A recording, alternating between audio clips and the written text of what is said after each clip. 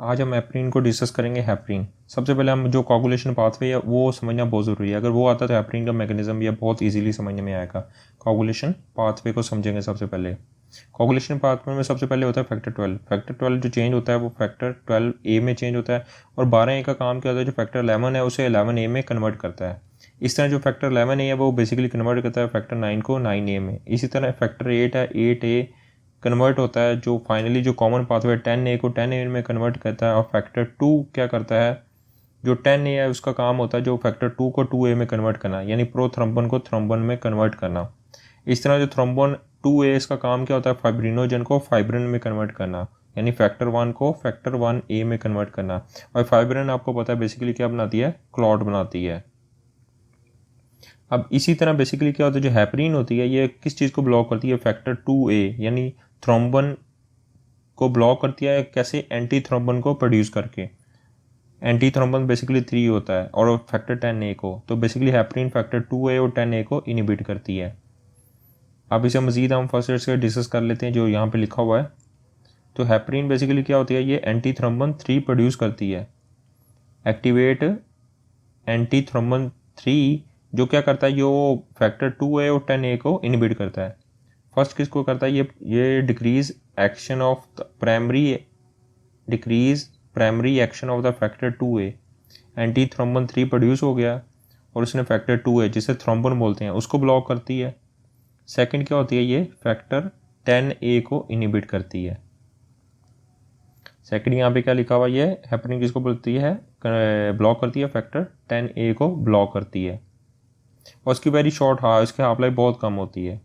अब इसके clinical uses की तरफ आ जाए तो हेपरिन के यूजेस कहाँ पे होते हैं, तो उसका जो नमूनी का वो है डैम्प, DAMP डैम्प। डी से ये DVT में यूज़ होती है, distal vein thrombosis, ACS MI और पल्मोनरी एम्बोलिज्म में। और प्रेगनेंसी में यूज़ होती है क्योंकि ये सेफ होती है। और इस जो बेसिकली जो हेपरिन होती है ये इंट्रिंसिक पाथवे पे एक्ट करती है। आपको पता है इंट्रिंसिक पाथवे को मोनीटर किससे करते हैं, PTT पाथवे से मोनीटर करते हैं। तो बेसिकली हेपरिन को मोनीटर करने के लिए PTT यूज़ करते हैं।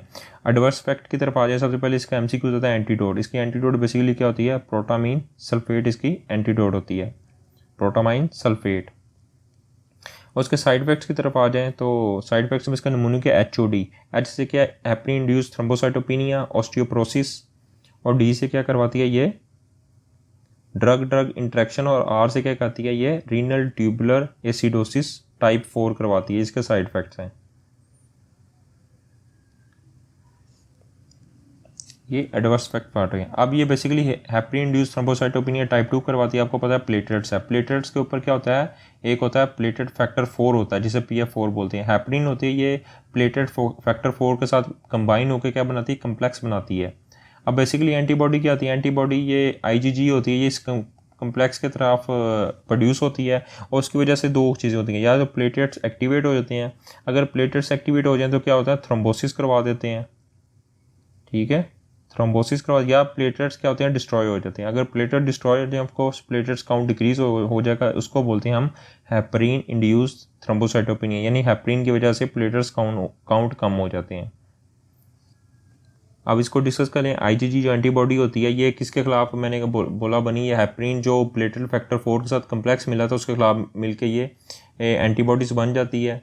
और ये टिपिकली 5 to 10 डेज़ के बाद बनती है जब हम हेपरिन को एडमिनिस्ट्रेट करते हैं बॉडी के अंदर। और जो एंटीबॉडी हेपरिन प्लेटलेट 4 कम्प्लेक्स होता है ये बाइंड होता है। और बाइंड होने की वजह से या तो इससे क्या होते हैं, बाइंड होने से क्या प्लेटलेट्स डिस्ट्रॉय होते हैं और प्लेटलेट्स या एक्टिवेट हो जाती हैं।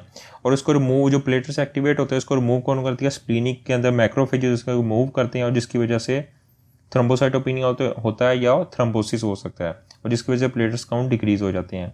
अब बेसिकली इसका जो हाईएस्ट रिस्क इसके साथ किसके साथ होता है, जो अनफ्रैक्शनड हेपरिन होता है वो हेपरिन इंड्यूस थ्रोम्बोसाइटोपिनिया प्रोड्यूस करती है।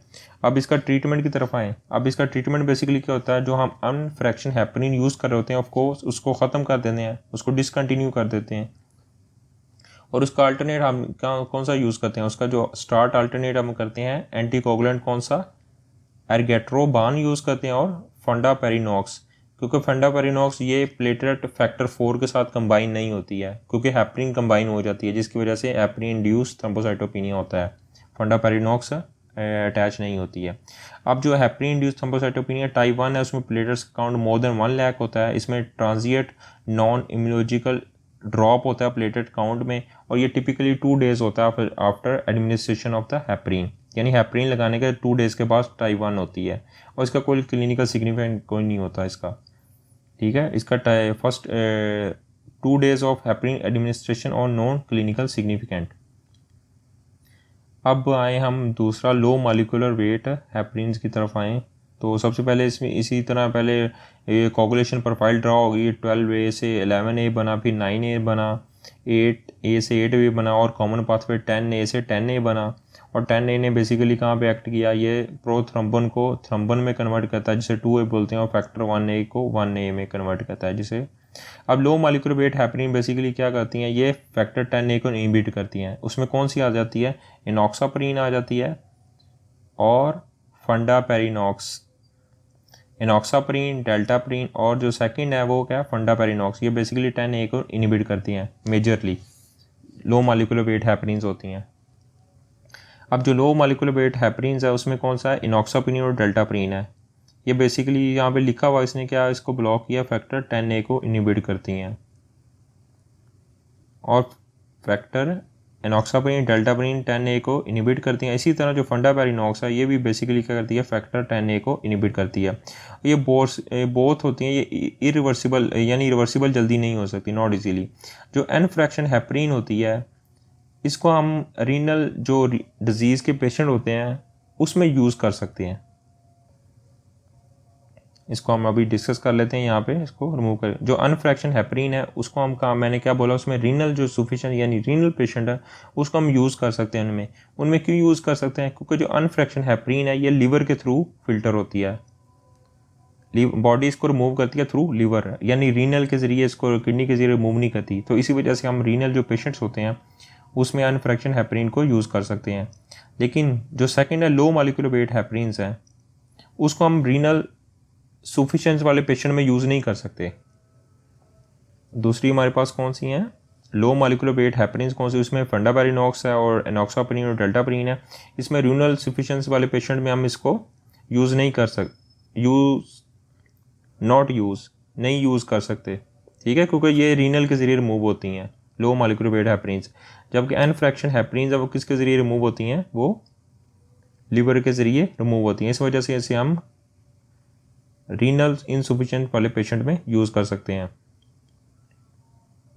हेपेटिक क्लीयरेंस अनफ्रैक्शनड हेपरिन होती है। अब इसको रिमूव करते हैं और यहाँ पे डिस्कस भी कर लेते हैं जो लिखा हुआ है। इसमें यह लिखा हुआ जो अनफ्रैक्शन हेपरिन है उसे हम यूज़ करते हैं रीनल सफिशिएंट वाले पेशेंट में यूज़ कर सकते हैं, क्योंकि इसकी रिमूवल होती है वो हेपेटिक क्लीयरेंस होती है। जबकि लो मॉलिक्यूलर वेट हेपरिन की रिमूवल क्या होती है, रीनल होती है। इस वजह से रीनल वाले पेशेंट में हम यूज़ नहीं कर सकते हैं इसको।